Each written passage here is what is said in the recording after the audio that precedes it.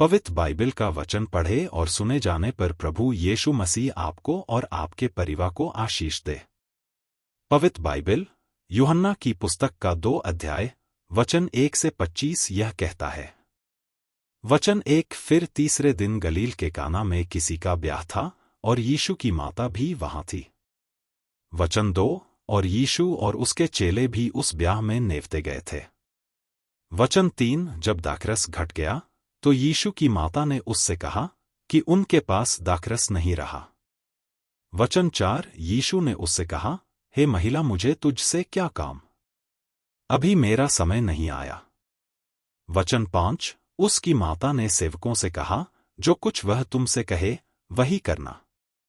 वचन 6 वहां यहूदियों के शुद्ध करने की रीति के अनुसार पत्थर के 6 मटके धरे थे, जिनमें 2-2, 3-3 मन समाता था।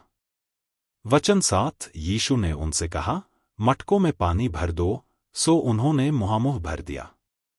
वचन 8 यीशु ने उनसे कहा, अब निकालकर भोज के प्रधान के पास ले जाओ। वचन 9 वे ले गए। जब भोज के प्रधान ने वह पानी चखा जो दाखरस बन गया था और नहीं जानता था कि वह कहाँ से आया है, परंतु जिन सेवकों ने पानी निकाला था वे जानते थे, तो भोज के प्रधान ने दूल्हे को बुलाकर उससे कहा। वचन 10 हर एक मनुष्य पहले अच्छा दाखरस देता है और जब लोग पीकर छक जाते हैं तब मध्यम देता है, परंतु तूने अच्छा दाखरस अब तक रख छोड़ा है।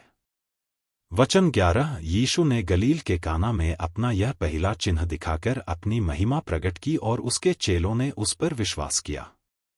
वचन 12 इसके बाद वह और उसकी माता और उसके भाई और उसके चेले कफरनहूम को गए और वहां कुछ दिन रहे। वचन 13 यहूदियों का फसह का पर्व निकट था और यीशु यरूशलेम को गया। वचन 14 और उसने मंदिर में बैल और भेड़ और कबूतर के बेचने वालों और सर्राफों को बैठे हुए पाया। वचन 15 और रस्सियों का कोड़ा बनाकर सब भेड़ों और बैलों को मंदिर से निकाल दिया और सर्राफों के पैसे बिथरा दिए और पीढ़ों को उलट दिया।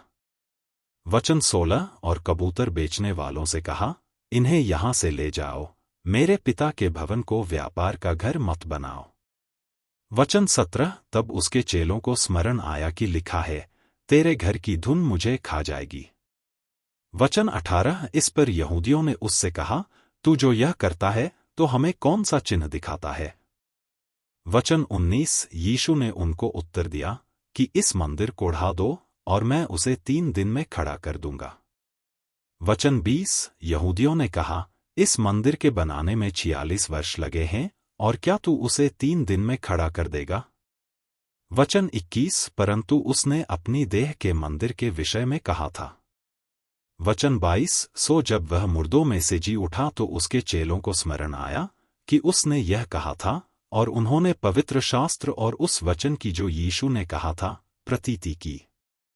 वचन 23 जब वह यरूशलेम में फसह के समय पर्व में था तो बहुतों ने उन चिन्हों को जो वह दिखाता था देखकर उसके नाम पर विश्वास किया।